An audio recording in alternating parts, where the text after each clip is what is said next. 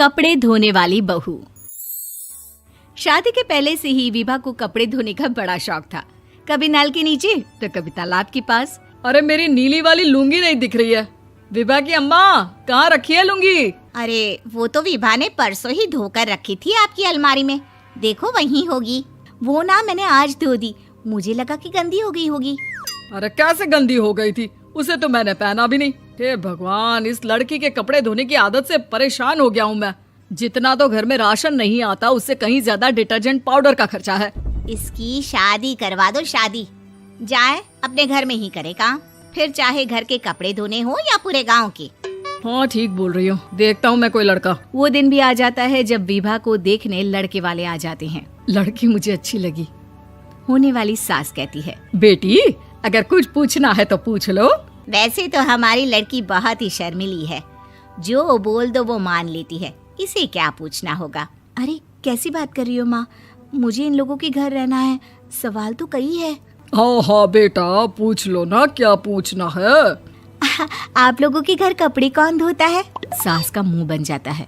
देखो, अगर तुम ये कहना चाहती हो कि तुम्हें कपड़े धोने नहीं आते तो सुन लो, कपड़े मैं ही धोती हूँ, लेकिन तुम्हारे आ जाने के बाद मैं रुमाल तक नहीं धोऊंगी। अरे चुप रहना भाग्यवान, बहू बेचारी घर आई नहीं, उसे डराना शुरू कर दिया। वो क्या है ना बिटिया, अभी तक तो ये कल्लू की माँ ही धोती थी, लेकिन अब तुम्हारे पापा तो दहेज में वॉशिंग मशीन देंगे ही।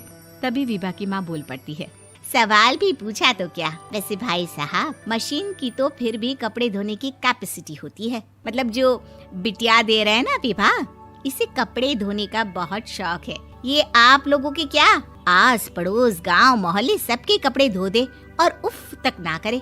बाहर देखा नहीं आपने कितने कपड़े सूख रहे हैं? सब हमारी बिटिया ने ही तो धोए हैं। बस भी करो ना माँ, शर्म आ रही इतनी तारीफ सुनकर।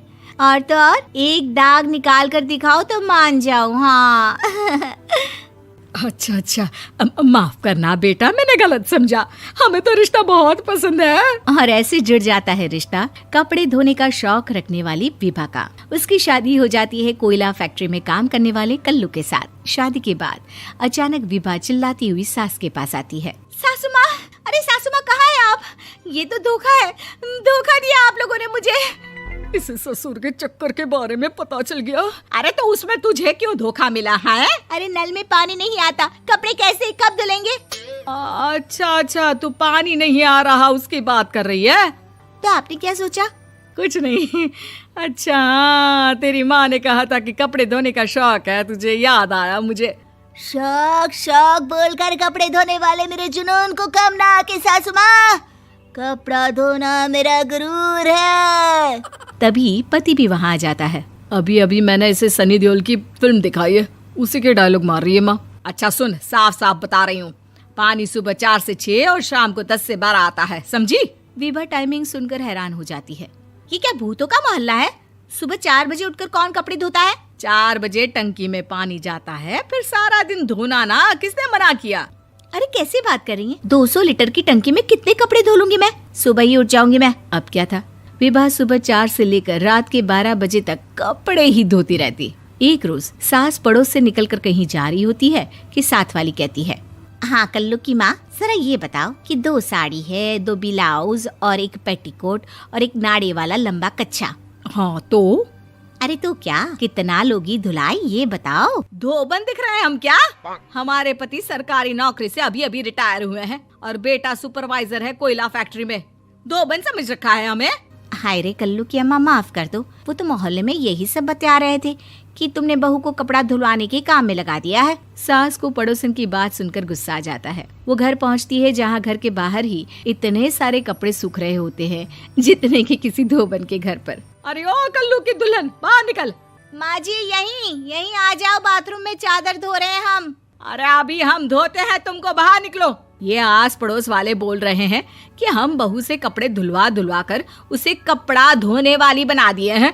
अरे छोड़ो ना माँ जी, किन लोगों की बातों में आती हो? आस पास के लोगों का तो काम ही होता है कि वो किसी तरह सास बहू को लड़ा दे। बहू सारे घर के कपड़े धोती है, ये क्या कम है? बोलिए। सास को भी लग जाता है कि वो बहू का ये सनकीपन नहीं छुड़वा सकती, इससे अच्छा है कि खुद ही चुप हो जाए। एक रोज सास और बहू मंदिर जाते हैं, जहाँ सास की साड़ी वहाँ खड़ी भीख मांगने वाली से मिलती है। माँ जी क्या बात है, आपकी साड़ी उस भिखारन से कितनी मिल रही है ना? हाँ हाँ देखो तो, दोनों की साड़ी मिल रही है। क्या बात है कल्लू की अम्मा, तुम खुद को तो अफसर की बीवी बताती हो और ऐसी सिंपल सी प्लेन साड़ी पहनकर घूमती हो। सिंपल और प्लेन नहीं है ये साड़ी। तो क्या सोने के धागे से फूल बने हैं? कुछ भी सासू माँ, कुछ भी। हाँ बने थे इस साड़ी में सोने के धागे से फूल। मेरे पति लेकर आए थे मद्रास से स्पेशली मेरे लिए 10,000 की। ताहे भाई साहब इस भिखारन के लिए भी सेम टू सेम साड़ी लेकर आए होंगे 10,000 की। सास उस वक्त कुछ नहीं कहती, लेकिन बहू के साथ घर आती है और अलमारी से एल्बम निकाल कर लाती है। ये साड़ी देख रही है, ये वही साड़ी है जिसे मैंने अभी पहना था। इस साड़ी में ये जो चमकदार फूल दिख रहे हैं ना, ये सोने के धागों से काढ़े गए हैं। लेकिन तू लोकल वॉशिंग मशीन ब्रश से घिस घिस कर सारे फूलों को निकाल कर साड़ी प्लेन कर दी। मुझे माफ कर दीजिए सासू माँ। और तो और, जब मैंने तुझे तेरी गलती के लिए कुछ नहीं कहा, लेकिन तूने तो सबके सामने मेरा मजाक ही बना दिया। क्यों? बहू को समझ में आ जाता है कि अब से उसका कपड़े धोना बंद।